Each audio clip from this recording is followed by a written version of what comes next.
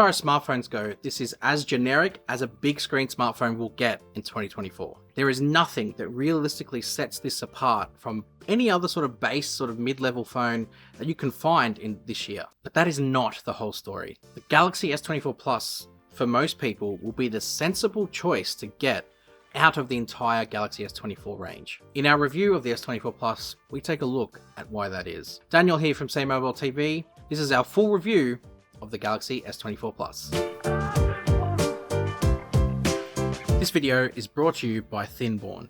You don't have to choose between form factor and protection with Thinborn, with the thinnest aramid fiber cases for your Galaxy S24 Plus. Use the code SamMobile at the link in the description for your exclusive discount on your thinnest case for the Galaxy S24 Plus.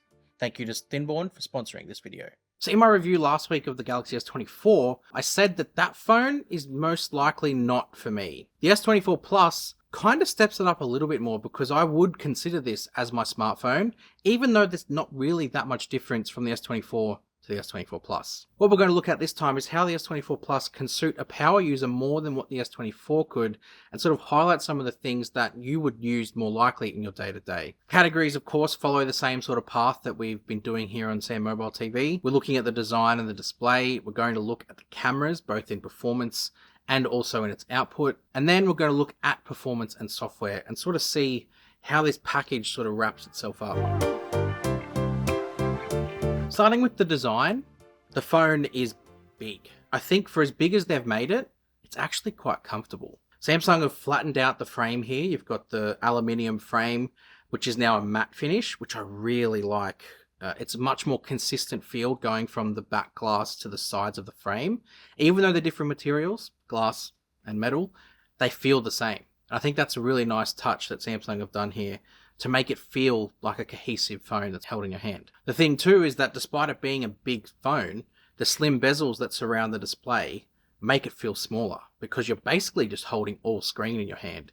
It's massive, but the screen is massive, and that kind of fills all the space that usually, years and years ago, I'm talking Galaxy S7 days, would normally be occupied by screen bezel. It's still a uniquely Samsung design. Even with the flattened sides and the flat display and the flat back glass, you still notice it's a Samsung phone. The reason why is because Samsung is sticking to this minimalist floating cameras that sit on the back that pretty much they own that space now in terms of this design. But the star of this show isn't the design, because let's face it, it's not really sort of setting the world on fire, is the display. The display on the S24 Plus matches what you get on the S24 Ultra, minus that reflectivity that we spoke about in our comparison between the two, the S24 Plus and the S24 Ultra. What's great about it is the brightness. The peak brightness going up to 2600 nits likely won't ever sort of be activated, but the ceiling is so high that in between that range is phenomenal. When you step outside, not only is it bright, but it's accurate. The colors are reproduced properly, which means you're getting the full picture of what you're seeing, especially when you're trying to take photos and videos in an outdoor environment. Usually you have to try and do that thing where you peek across over the phone and sort of cast a shadow. You will never have to do that with the S24 Plus. That display too allows for other things to be enabled. I obviously am a father, and what I really like with what Samsung's done with Always On Display is kind of steal a feature we've seen somewhere else before, but they've done it in their Samsung way, where not only can you set it, your lock screen as your background, but you can toggle it to auto, so it will determine when it needs to be on based on conditions and environment around you. And then Samsung have enabled an extra toggle that you can remove the background from a subject of the photo. So if you've got a picture of your kid as your background and you go into Always On Display, it will remove that background and make it black, thus saving you battery, because anytime you see black on an AMOLED screen, that pixel is turned off. There's other features too regarding content consumption in advanced features where you turn on extra brightness for video, and any video app that's on the phone will get a boost to brightness when you turn a video on. It's just a little software thing that Samsung will recognize that video is playing and pump up the brightness to give you a better viewing experience. I spoke about the cameras on the S24 last week, and with the S24 Plus, nothing changes. So from that sense, if you want to see a little bit of a review about the cameras, go and check them out in terms of their output. But what I'll highlight here with the S24 Plus is because of its bigger screen, it feels like you have a bigger canvas to capture the content you want to capture. You still have all the same modes as what the S24 does and all the same capabilities, So that's all still there. Because the screen is bigger, it's just this bigger window into the world that you're trying to capture. And I like that. What I will say about the output here is I do like how on the base and the plus, Samsung is creating this sort of more dramatic sky with the contrast, bringing out the grey of the clouds a bit more, and it's sort of creating this big drama with your photos that you capture. That also is the same with videos too. When you capture videos using the S24 Plus, that drama continues because of the way it captures the sky and the clouds and sort of everything else around it. The camera modes that I spoke about last week are also here. Things like single take. God, I love single take. It's Samsung's best camera feature that they never speak about, and I just don't know why. With the S24 Plus, you can use any rear camera on the back to capture single take moments, and that's what I really appreciate, is being able to sort of sit back and sort of let the kids run around and be natural, and then use the phone's cameras to get closer, as opposed to disturbing them and shoving a camera in their face. And the results are great. The new dual recording mode is also really good. And again, I spoke about this last week, but just having the ability to capture from 2 cameras at once and then saving them as separate videos, that is just opens up doors for vlogging that you just normally wouldn't get. Normally you'd need to set up 2 cameras or try and recreate the moment twice. Here you can capture the one moment from 2 angles using the one phone. Sensational. And if you really need to, camera performance has improved as well. And I'm opening up the camera just to show you how you can quickly snap photos now. Yep. Everyone asked for it. Samsung made it happen. Not that I should recommend anyone doing that, mainly because of the fact it just floods your camera roll with the same photo. Hey, it looks like a little animated cartoon.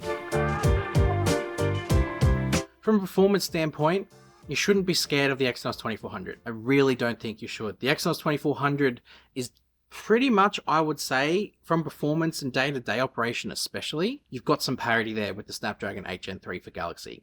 Obviously, there are still some tasks that the 8 Gen 3 for Galaxy will perform better at. Things like video exporting, for example. You can see that in our S24 Plus versus S24 Ultra comparison that we did on the channel. That doesn't mean that the everyday stuff won't be good. Things like flying through apps and going and closing out of apps and the animations are solid. You'll get a good experience out of this. The battery, though, is where the S24 Plus takes this experience to another level. Because you've got a 4,900 mAh battery, which is the largest Samsung have put on a Plus to date, you get exceptional longevity out of this thing. Even though the Ultra has a bigger battery, what the Ultra does is it makes you want to use your phone more because you have more features to sort of play around with. But the S24 Plus in its pared back sort of feature set, no S Pen, no 200 megapixel main camera, no 5x zoom that sort of can chew up a lot of battery if you're recording a lot of 8K from it, for example. What this has is a very functional, sensible feature set with a massive battery and a good processor. And the consumer of this phone will use their phone as it should be used, which is probably light social media usage, taking some good photos and some light productivity. That person will get a battery that will last forever. At least it'll feel like it. What Samsung has also done here is with the Plus, I think they started this trend last year, 45 watt fast charging. And that will be good too. Even though it's not the fastest charging in the world, it's going to be more than enough. A lot of people just need to plug it in for half an hour and be topped up over 50% to last them through the evening. This will do that. But the performance of this is more than just the hardware and the battery. The One UI 6.1 update truly transforms your Samsung experience. And that is with things like Galaxy AI. Yes, some phones will go back and get Galaxy AI, but the extra processing power of the S24 series means that it's going to happen a little bit faster, especially for the on-device stuff. Things like summarizing web pages. You'll never know you needed this until you use it for that first time. If you click on a news article and you see that someone's made a really long one, it can be quite daunting to know that you're going to read through it. And that's not a slight on the author. They've put exceptional work into it. But using AI, you can summarize that web page and it'll give you the key call-outs that you need to know. Especially if you're in a pinch, this is great. The thing is too, with the extra RAM you get in here, even though the S24 is capable of it, 12 gig of RAM on this will enable better performance for things like Samsung DeX. And Samsung DeX takes this thing to another level again. And that's just the power of what Samsung phones can do. It gives you that power in a portable form factor. And if you need it, it's there. And if you don't, well, the phone does everything you need to on top of that as well. The S24 Ultra captured this entire video. So let me know what you think of the quality. It's using 4K portrait video mode with an external mic attached.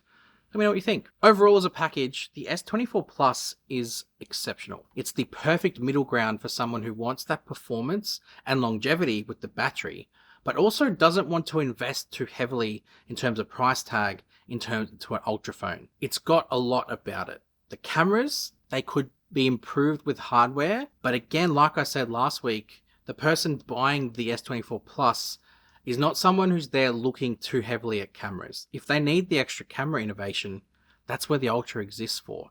The Plus is for someone who wants that big screen with a big battery to allow them to do the things they want to do for longer compared to other smartphones. The Ultra, that's a separate case. That is for people who want to do everything on their phone. S Pen, camera, productivity, workflow, that's why it exists. This exists for someone who wants 75% of that, but doesn't want to pay the full price of the Ultra. It's a simple design with a really good operating system with a lot of features should you need them. If you're liking what we're doing here at SamMobile TV, a sub to the channel will be amazing. Really like to have you here. We've got a massive Samsung community of Samsung fans. Make sure you add yourself to that list. If you want to check out even more Samsung stuff, go check out our website, sammobile.com, where we have everything, wall-to-wall coverage of Samsung, including opinions, software, firmware, apps, you name it, it's all there. And if you really can't get enough, you can come follow us on our socials as well. Instagram, X, and TikTok. We're pretty much everywhere you'd want us to be. Hopefully see you in the next one. Thanks.